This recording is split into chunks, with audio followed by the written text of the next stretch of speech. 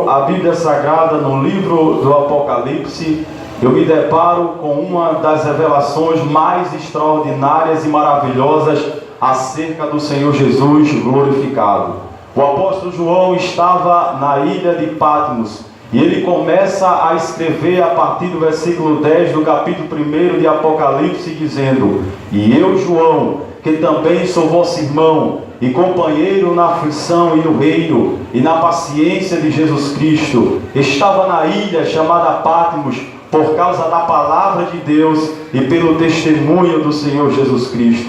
E João diz: eu fui arrebatado em espírito no dia do Senhor, e ouvi detrás de mim uma grande voz como de trombeta que dizia: o que vês, escreve-o num livro e envia às 7 igrejas que estão na Ásia. E João disse que virou-se para ver quem falava com ele. E quando ele se virou, então se deparou com a visão tremenda, extraordinária do Senhor Jesus glorificado.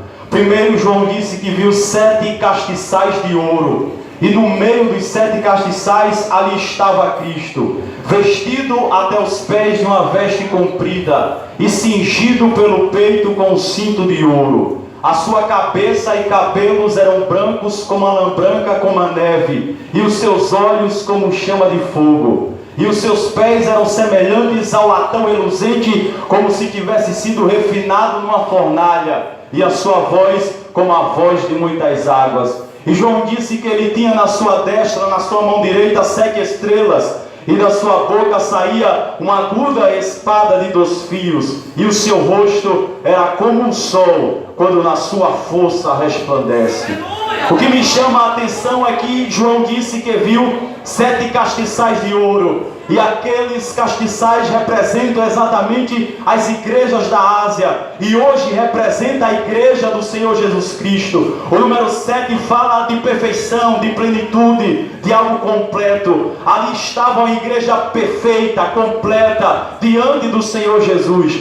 Os irmãos sabem que os castiçais ou castiçal era uma mobília do tabernáculo que ficava localizado exatamente no lugar santo, e ele servia para iluminar. Esta era a função do castiçal, tanto no tabernáculo quanto no templo. Ele tinha essa responsabilidade de iluminar o lugar santo. Isto aponta para o ministério de luz da igreja, de refletor da igreja, de luzeiro da igreja. Ministério esse compartilhado pelo Senhor Jesus Cristo, porque em João capítulo 8 versículo 12 Jesus diz de forma categórica: eu sou a luz do mundo. Mas em Mateus capítulo 5 versículo 14, olhando para os seus discípulos, representação legal da igreja, Jesus disse: vós sois a luz do mundo. A igreja recebeu esse ministério compartilhado de Cristo. É o farol, é o luzeiro, é o castiçal, e deve iluminar em meio a esse mundo em trevas, e deve iluminar em meio a esse mundo caído. A igreja é um astro desse mundo perverso. Devemos mostrar a nossa luz. Somos sal da terra, mas não só isso, nós somos também a luz do mundo. O que me chama a atenção é que João disse que viu Jesus no meio dos 7 castiçais. Ora, ele não disse que Jesus estava nem à frente nem atrás, nem de um lado nem do outro, nem em cima nem embaixo. Ele disse que Jesus estava no meio dos castiçais, no centro dos castiçais. Isso já me dá respaldo bíblico para dizer que nessa noite Jesus está no meio da reunião, no meio da congregação, no meio da igreja. E mais à frente, no capítulo 2 versículo 1, diz que Jesus está não só no meio, mas que ele está também andando, passeando, caminhando no meio do seu povo. E nessa noite ele está aqui no meio do castiçal, no meio da igreja, dizendo: eu sou poderoso para salvar, para curar, para batizar, para renovar. A pergunta não é se Jesus pode, a pergunta é se você crê. Se creres, verás a glória de Deus.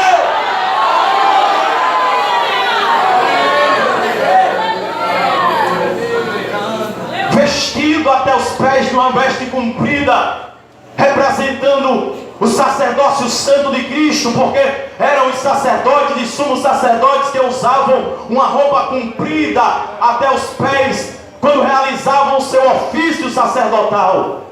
Ali estava a representação do sumo sacerdócio de Cristo, irrepreensível, impecável diante de Deus. Ele intercede por nós. O cinto que estava transpassando o seu peito representa a realeza de Cristo. Eram os reis das antiguidades que usavam um cinto no peito, apontando para o seu domínio, para a sua soberania, dizendo que ele era o rei. E João disse que viu Jesus com um cinto de ouro transpassado. Ali estava Cristo representado não só como rei, mas sim como o Rei dos Reis, o Senhor dos Senhores, o Deus dos deuses. Seu cabelo branco como a lã branca, como a neve, representando a eternidade de Cristo. E aqui vale uma explicação: ser eterno é mais do que ser infinito ou ser imortal, porque ser infinito ou imortal tem começo, tem princípio, mas não tem fim. Porém, eterno é mais do que isso. O eterno não tem nem começo nem fim, é antes do princípio, é depois do final. Por isso o salmista disse: de eternidade a eternidade tu és Deus. Seus olhos como chama de fogo apontam, é claro, para a onisciência de Cristo. Tudo vê, tudo sabe, tudo contempla. Ele diz ainda que os seus pés eram semelhantes ao latão reluzente, ao bronze reluzente polido.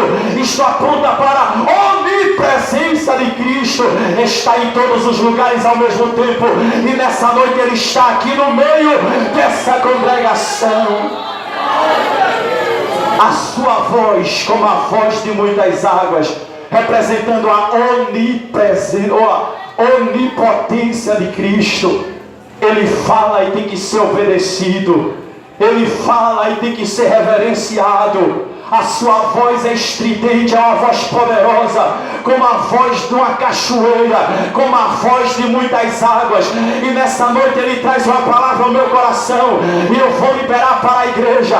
Assim diz aquele que tem a voz de trompeta, a voz de muitas águas. Ele me manda dizer à igreja aqui nessa congregação que toda ferramenta preparada contra ti não prospera.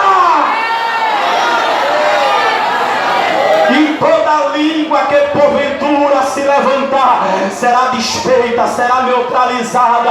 Para cada laço que o inimigo prepara, Deus prepara uma tesoura para cortar o laço. É o inimigo preparando o laço e Deus preparando uma tesoura incandescente.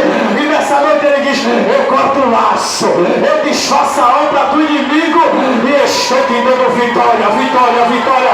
Se você crê nesta palavra, levanta a sua mão e adore a Deus.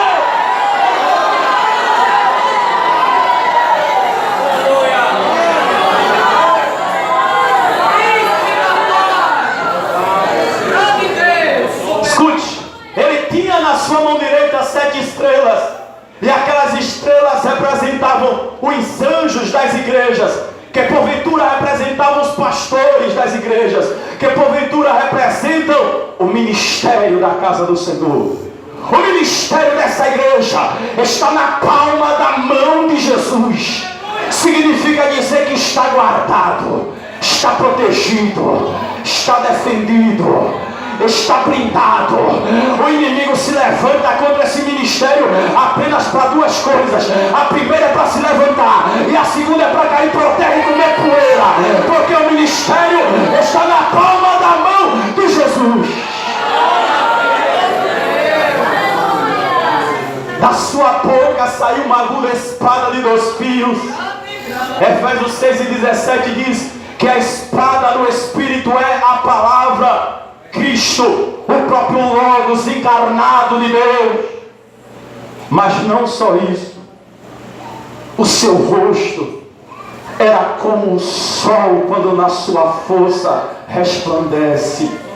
O sol de Malaquias capítulo 4 versículo 2, que para os ímpios traz juízo e condenação, mas para os crentes traz livramento e salvação.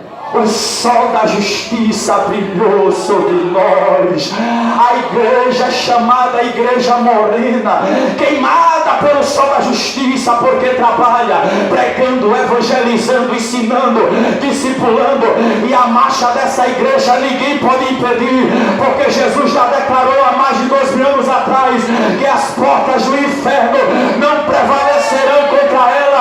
Nessa noite eu quero dizer aos crentes que aqui me escutam que é tempo de marchar, é tempo de prosseguir, é tempo de ir avante, porque o general de guerra não perde batalha, e ele está dizendo: eu sou Jeová Sabaote, eu entro na peleja, quebro o arco, corto a lança, queimo os carros no fogo, e estou dizendo assim para a minha igreja: estou no domínio, estou no controle, estou na direção. Aquieta-te, porque Deus sabe trabalhar na tua vida.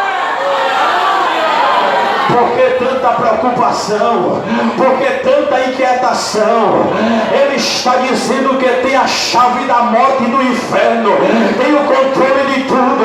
Não importa qual foi o resumo ou o diagnóstico do médico, a última palavra é a de cima. E nessa noite o Senhor está dizendo: eu sou vida, eu sou saúde, eu sou cura, eu sou milagre, eu sou restauração. Levante a sua mão para o céu aí para receber esta palavra. O Senhor está dizendo: eu te visito agora, estou te dando saúde, estou te dando vida, estou te dando força, estou te dando graça, estou te enchendo da minha presença. Abra sua boca agora e comece a receber algo de Deus que está descendo nessa noite. O azeite quente do céu, do alto da tua cabeça até a planta do teu pé. Receba agora, receba, receba, receba, receba, receba. Ele está vivo, ele ressuscitou. Abra a boca e adore e deixa ele te encher. Quem veio adorar, adora. Quem veio exaltar, exalte. Jesus não está procurando homens bem vestidos e nem mulheres comportadas. Jesus está procurando os verdadeiros adoradores, que o adore em espírito e verdade. Quem veio adorar aqui, adora. Quem veio adorar, exalta, porque Ele está dizendo: enquanto você adora, eu vou te encher, encher, encher. Deixa eu te dizer uma coisa: você vai sair daqui nessa noite transbordando no azeite, porque a graça de Deus vai te encher.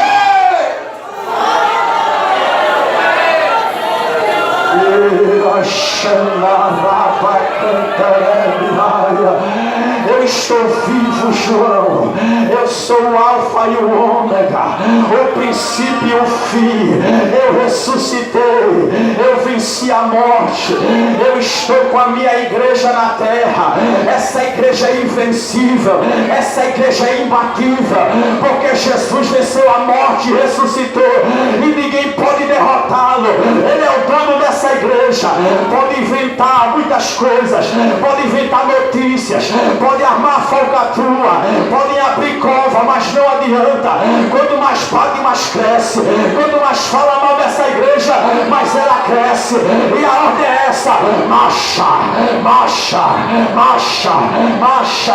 Prossegue em frente, porque a vitória é nossa, em nome de Jesus. Você tem liberdade para adorar o Senhor.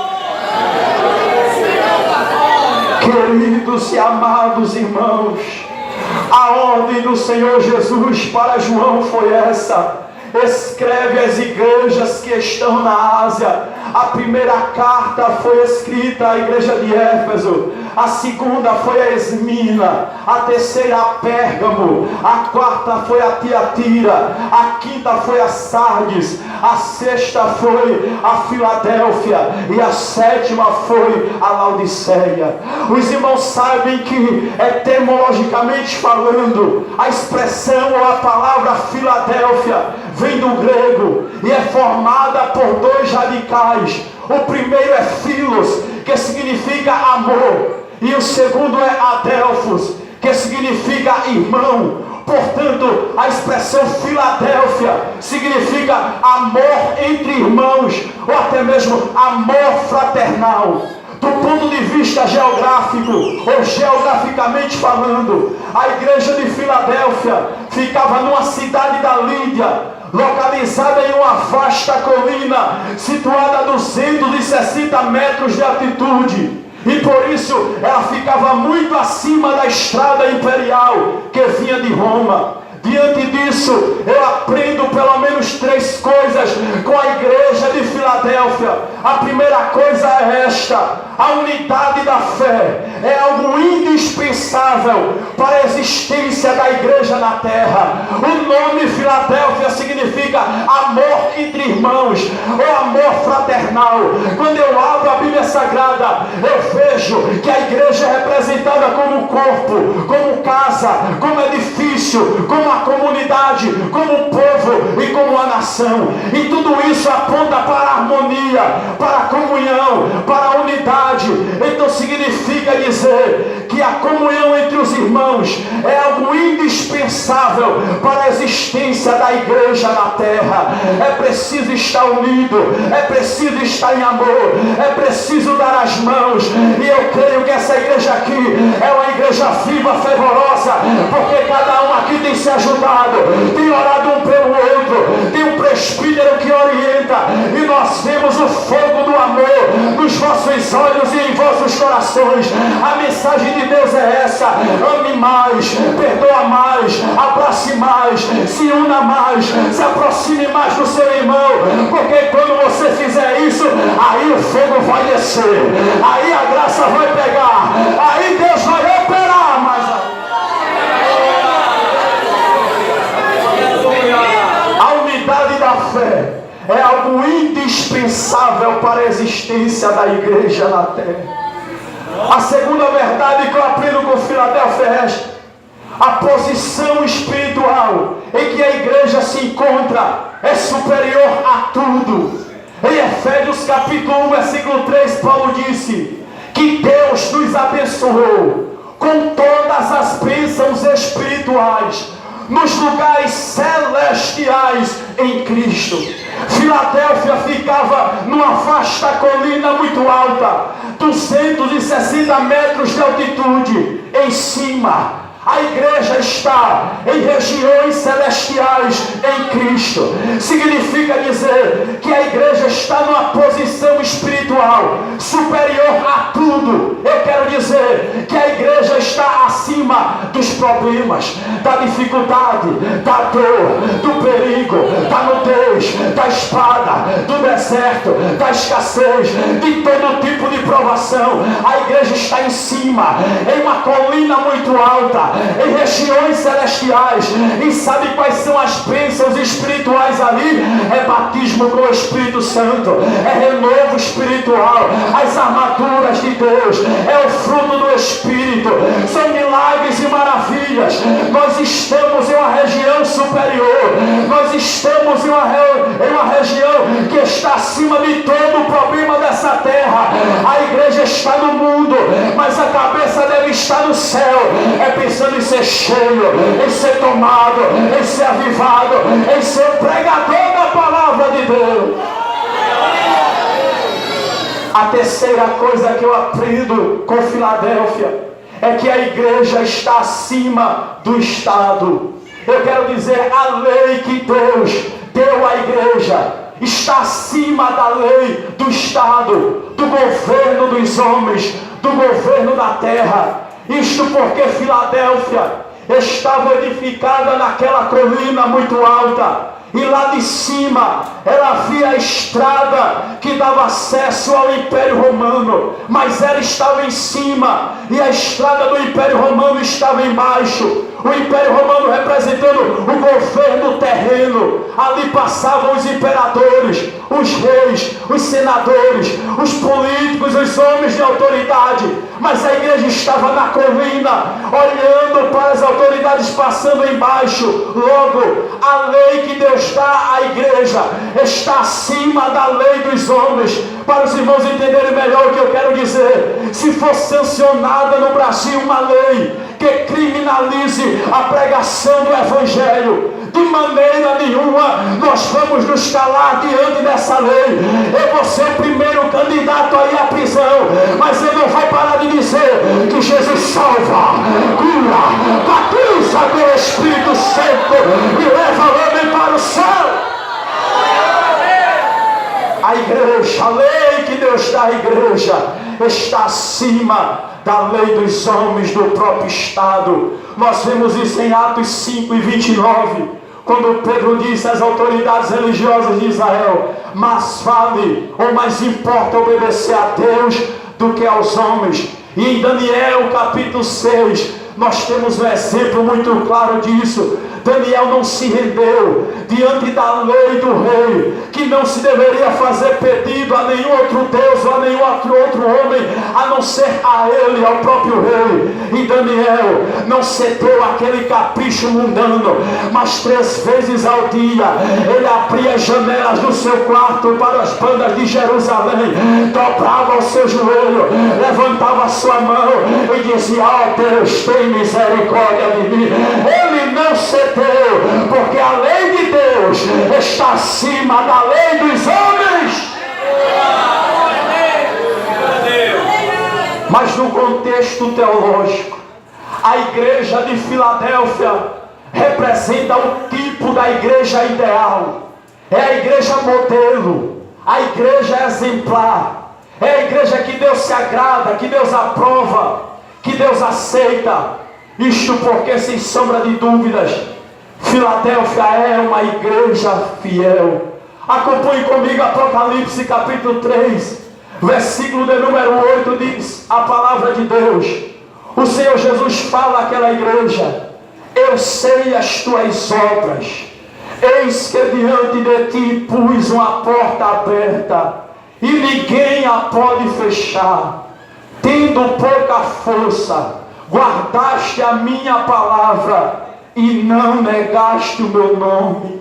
Jesus estava dizendo mesmo diante da tua debilidade, da tua fragilidade, Filadélfia, você guardou a palavra, você se manteve firme, e por conta disso, eu que tenho a chave de Davi, que abre e ninguém fecha, e que fecha e ninguém abre, Filadélfia, eu coloco diante de ti uma porta, e mais que isso, uma porta aberta. E tem uma coisa, Filadélfia, ninguém a pode fechar, porque eu me agrado no teu esforço, da tua obra e da tua vida.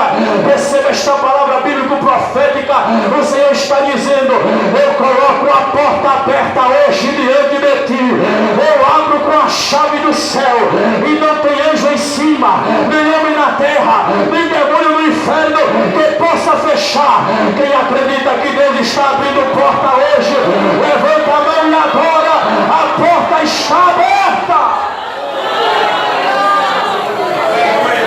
Porque você, mesmo diante da sua fragilidade, da sua debilidade, guardou a palavra, não negou o nome do Senhor, não saiu do seu lugar, não entregou o cartão de membro, não murmurou contra a igreja. Aí o Senhor está dizendo: eu tenho me agradado da tua vida, eu tenho me agradado do teu esforço, eu estou abrindo porta para você passar, e vou mostrar que sou Deus, que te escolhi, que te salvei e que te coloquei aqui para você me adorar.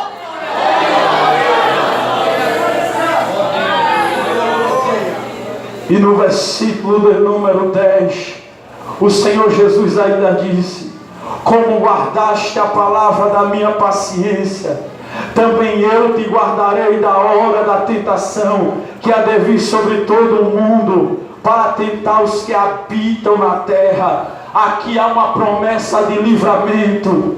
Jesus está dizendo: vai vir um tempo tenebroso, um tempo obscuro, um tempo terrível sobre a terra, mas aquele que está lavado e remido no sangue dele será livre de tudo isso, será guardado de tudo isso. Sabe por quê? Esta hora da tentação que Jesus se refere é exatamente a grande tribulação. Mas quando aqui na terra os homens estiverem passando por ela e sendo castigados, eu e você vai estar lá no céu, formando em um lindo coral e dizendo: Santo, Santo, Santo é o Senhor dos exércitos, e toda a terra está cheia da sua glória. Ele tem livramento para nós. E no versículo de número 11, o Senhor ainda diz: eis que venho sem demora, guarda o que tens, para que ninguém tome a tua coroa. Jesus está às portas. A qualquer momento a trombeta vai tocar, o céu vai se abrir, Jesus vai raiar nas nuvens, e só quem é carimbado pelo sangue dele vai subir até o céu para se encontrar com ele, e dali para as bodas do Cordeiro, para estar desfrutando da comunhão plena com o Senhor. Quantos acreditam que Jesus vai raiar nas nuvens agora?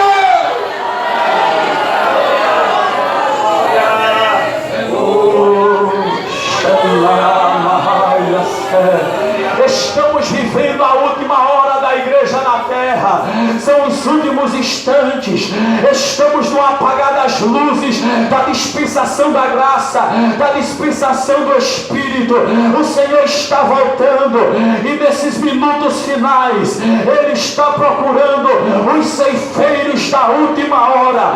É exatamente por isto que eu quero vos trazer uma mensagem subordinando ao seguinte tema: as características dos ceifeiros da última hora.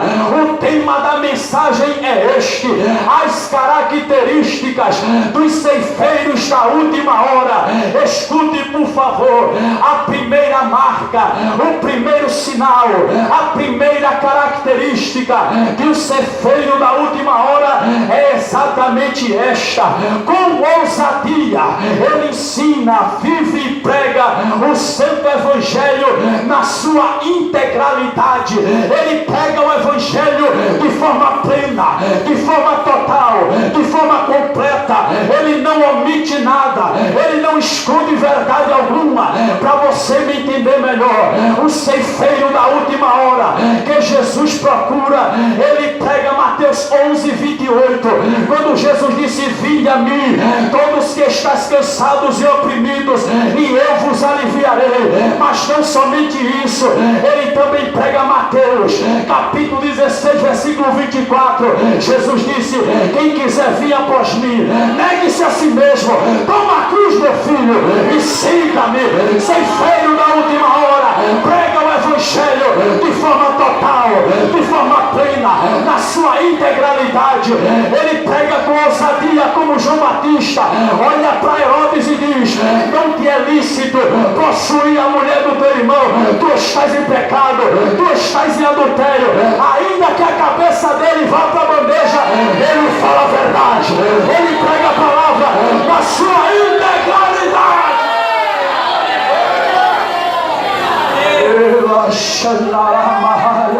Escute isso: o ceifeiro da última hora, a segunda característica é esta: tem autoridade divina para expulsar demônio.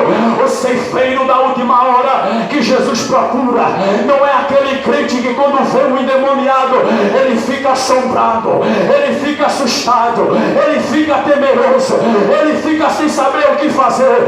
Ele chama logo o dirigente da campanha, chama o presbítero, se precisa até o pastor. Não, o ceifeiro da última hora, ele faz como o apóstolo Paulo. Atos capítulo 16, Paulo olhou para aquela jovem que estava tomada por um espírito maligno de adivinhação e disse: em nome de Jesus Cristo Nazareno, eita paxarópia, eu te ordeno que saia dela. Tem autoridade para expulsar demônio, e não foi depois, não foi alguns instantes depois que o demônio saiu, não. Diz a Bíblia que na mesma hora, foi de forma instantânea, foi de forma imediata, foi micro-ondas. O demônio saiu e a jovem se viu livre. Quem quer autoridade nessa noite? O Senhor está dizendo: levantar a palavra. autoridade, ousadia para fazer a obra.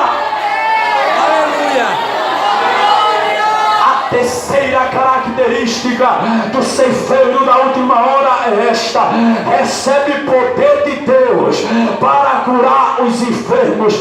Atos capítulo 3, ali estava um homem coxo desde o ventre da sua mãe, esperando a esmola.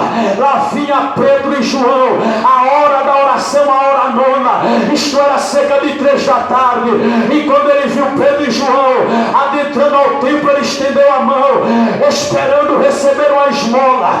Aí Pedro ousadamente olhou para ele e disse: olha, ei Tarabaxaia, eu não tenho ouro, eu não tenho prata, mas o que eu tenho isso te dou, em nome de Jesus Cristo Nazareno. Levanta, levanta, levanta, levanta, levanta e anda. Eu prefiro ser uma igreja que não tem ouro nem prata, mas que tem o levanta e anda, levanta e anda, que tem graça, que tem poder, que tem o sangue de Deus.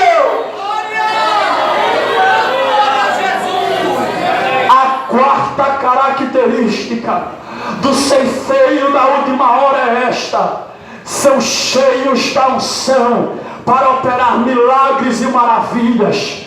Atos capítulo 19, versículo 11 e 12, diz a Bíblia que Deus, por intermédio de Paulo, operava milagres e maravilhas extraordinárias, de maneira que até os lenços e os aventais que se levavam dele aos enfermos tinham o poder de expulsar as enfermidades, e os espíritos malignos fugiam dele. Nesta noite o Senhor Jesus está dizendo: eu estou procurando os ceifeiros da última hora, que com ousadia prega o evangelho na sua integralidade, que tem autoridade para expulsar demônio, que tem poder para curar os enfermos, e que é cheio da unção para operar milagres e maravilhas. Eu não sei você, mas eu quero ser um ceifeiro da última hora.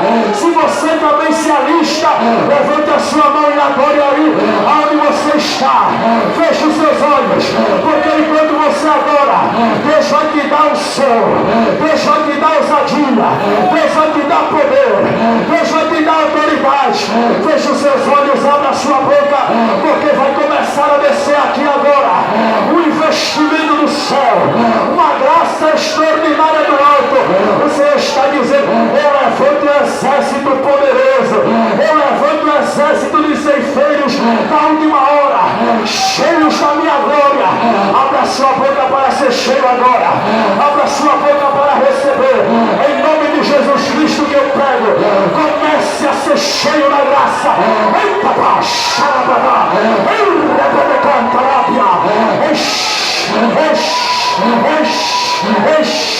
feche os seus olhos e receba agora, receba agora, recebe campanha aniversariante, recebe campanha visitante, recebe órgãos aqui presentes, igreja.